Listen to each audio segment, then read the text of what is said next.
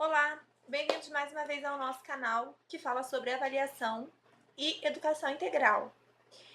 Hoje nós vamos falar sobre a segunda parte das metodologias integradoras.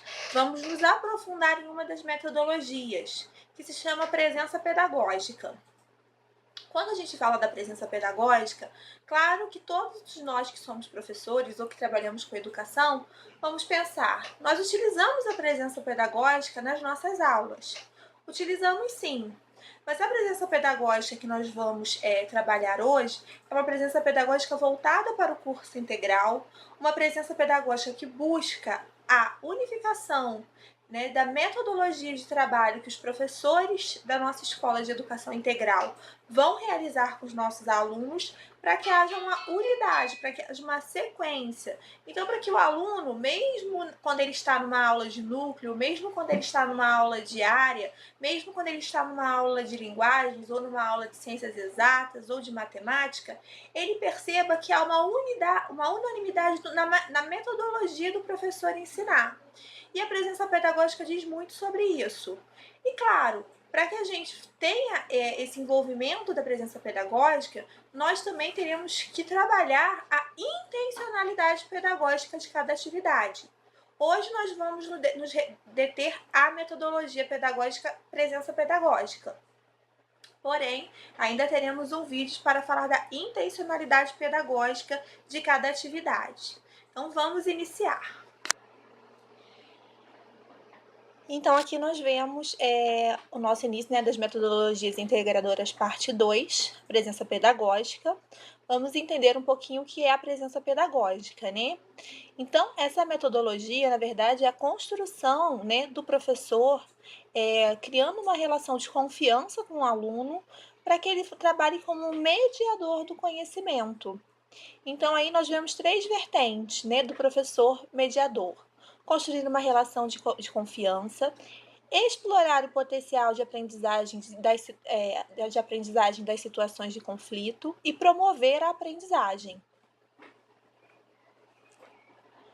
Para o professor também compreender, né, o papel dele dentro da sua disciplina, a gente já encaminhou para as escolas um e-mail com o link dos nossos cadernos metodológicos, onde nós temos o caderno 2, que é o nosso modelo pedagógico, e também temos os cadernos de núcleo por área, né? Então, os professores vão poder entender um pouco melhor da metodologia do curso integral através, né, através do olhar da sua própria área. Já enviamos também o link da OPA. Todo mundo lembra o que é OPA, né? OPA é orientações para planos de aula. Não é o plano de aula, é a orientação para o professor realizar o plano de aula. Mas essa orientação, ela é um grande passo já para o professor na realização dessas atividades, né, da atividade de planejamento de aula, porque ela vem muito esmiuçada. E isso que nós vamos ver hoje, apesar de nosso foco ser a presença pedagógica, nós vamos utilizar a OPA, né, ou seja, a orientação para plano de aula, né, o modelo de OPA, para entendermos como os professores vão trabalhar a presença pedagógica em sala de aula. Então, se vocês acessarem esse link que está aparecendo na tela, Caderno dos Estudantes, OPAs e Cadernos dos Estudantes, vocês vão conseguir acessar as OPAs de todas as áreas e de todas as séries. Então, a gente consegue um panorama geral do curso. Primeira coisa, né? A gente já falou na metodologia, na metodologia integradora parte 1 sobre trabalhar de maneira integrada, né? E muitos professores podem confundir, né? Trabalhar em um tema, uma metodologia em comum e trabalhar integração do nosso curso de ensino médio integral. Dentro do próprio caderno de OPA que vem por área, nós temos algumas habilidades, né, como a gente pode ver aí no quadro de competências e conteúdos da OPA de ciências humanas. Nós vemos alguns conteúdos que se cruzam, né, na matriz de competência do Enem, na matriz de competência comuns por áreas, na matriz de competências para o século XXI, cognitivas e socioemocionais. Porém, não significa que esses professores têm que trabalhar todas essas atividades em conjunto. Cada professor vai trabalhar a sua aula, as suas habilidades. Porém, ele sabe que o colega está trabalhando, né, atividades e pontos em comum. Isso é muito bom e facilita bastante o nosso planejamento de PAC, que é o planejamento por área comum, porque dentro da própria OPA já vem quais são as habilidades em cada bimestre que se cruzam com outras disciplinas. Então, isso facilita bastante. Outro quadro que vem dentro da OPA, né, são as perguntas norteadoras de cada disciplina por área, que também facilita, né, que o professor ele consiga, juntamente com os colegas da área, desenvolver um planejamento para que as competências e as habilidades sejam realmente absorvidas pelos alunos. E aí nós vemos, né, que as metodologias integradoras, né, comuns às áreas, né, são praticamente todas, né? Presença pedagógica, que a gente está falando mais hoje, aprendizagem colaborativa, problematização e fortalecimento de leitores e produtores na perspectiva dos multiletramentos. A única que não está aí, né, e tem 4, na verdade são 5 metodologias, né, que é a educação por projetos. Então, nesse primeiro momento, né, que essa OPA é uma OPA de primeiro semestre do primeiro ano, não entra aí educação por projetos nesse conteúdo, tá? Não significa que em outras matérias não haja a educação por projetos, mas em ciências humanas a gente não observa a metodologia integradora de aprendizagem por projetos nesse primeiro semestre do primeiro ano.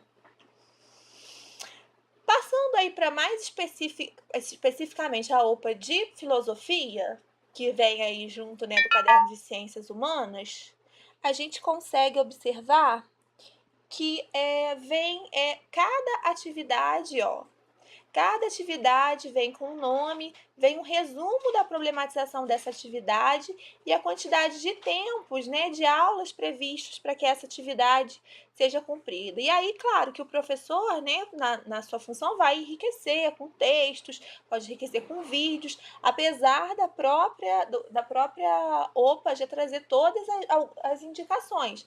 Mas o professor também pode aí enriquecer esse conteúdo. E aí também, né, aproveitar, né, se a gente tem, por exemplo, 3 atividades com 10 tempos e o professor sabe que vai ter 20 tempos, né, por exemplo, professor de filosofia num bimestre, ele vai poder trabalhar algumas coisas extras, vai fazer as avaliações e aí vai preencher todo o tempo dele de aula.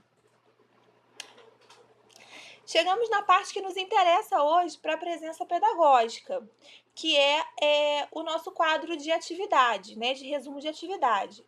Todas as atividades que vem na OPA, ela vem com um resumo, né? Resumo, objetivo, organização.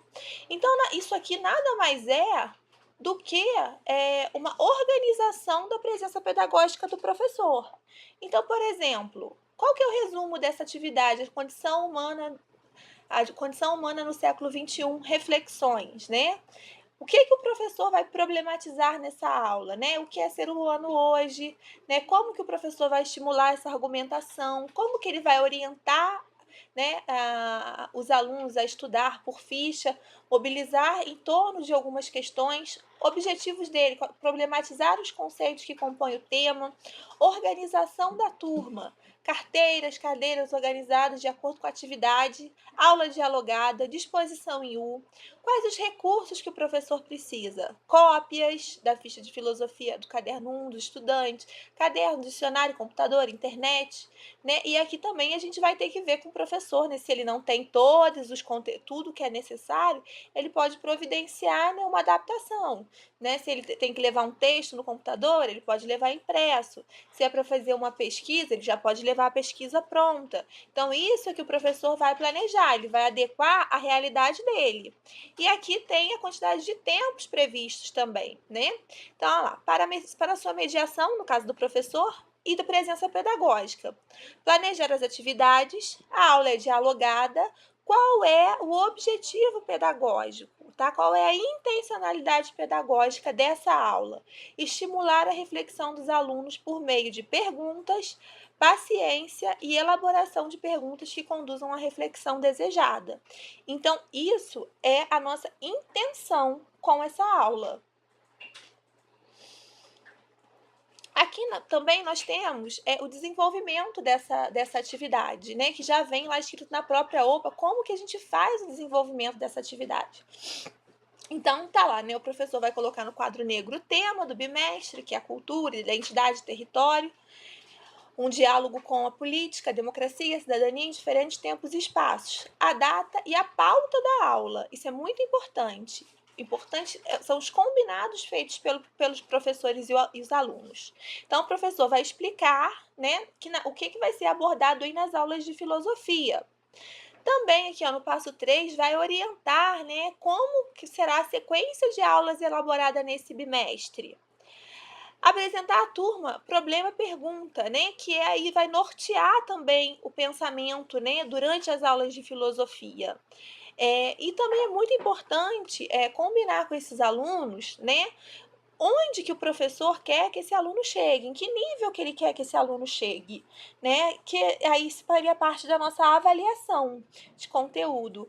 Então é muito importante que nesse primeiro momento, né, que a gente está dizendo aqui, a gente está observando aqui uma OPA de primeiro bimestre, que o professor estabeleça como serão cobrados esses conteúdos, o que o professor espera que o aluno desenvolva com esses conteúdos, onde ele quer que o aluno chegue com cada trabalho, com cada atividade. Isso é muito importante para que o aluno consiga se perceber como parte importante do processo de aprendizagem. E também vai estimular o aluno, né, quando ele não consegue observar, né, um alcance muito grande, ele vai observar que a perspectiva que o professor tem dele, naquele momento, com a maturidade que ele tem, é de chegar em um certo nível do conteúdo. Isso pode ser revisto durante o ano. Esse aluno pode ter um crescimento, pode ter um amadurecimento e um desenvolvimento maior nessa atividade.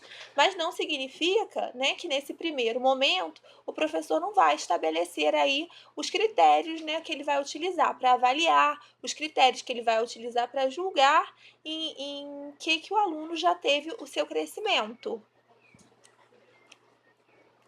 Então, olha só, aqui uma preparação de aula, né? É importante o professor, né, esquematizar com o aluno, né? Preparar o tema, a gente já viu, divisão da sala, isso leva alguns minutos para ser organizado. Então, se o aluno já está preparado, né, numa sala que já está na disposição, né, do trabalho em times, né, do trabalho em conjunto, já facilita a vida do professor, né, que não tem que organizar a sala todas as vezes que ele entra. Estabelecer o combinado, né, do que vai ser aprendido em cada aula, como os alunos vão ser avaliados, o que é relevante nos conteúdos e nas relações que esses conteúdos têm, porque aí nós estamos trabalhando as competências e também as habilidades, mas competências e habilidades cognitivas e socioemocionais.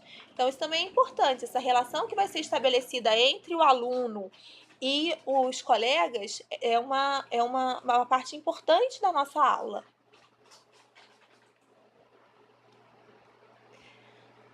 Nós vamos interromper por aqui e nós vamos ter a parte 2 desse vídeo.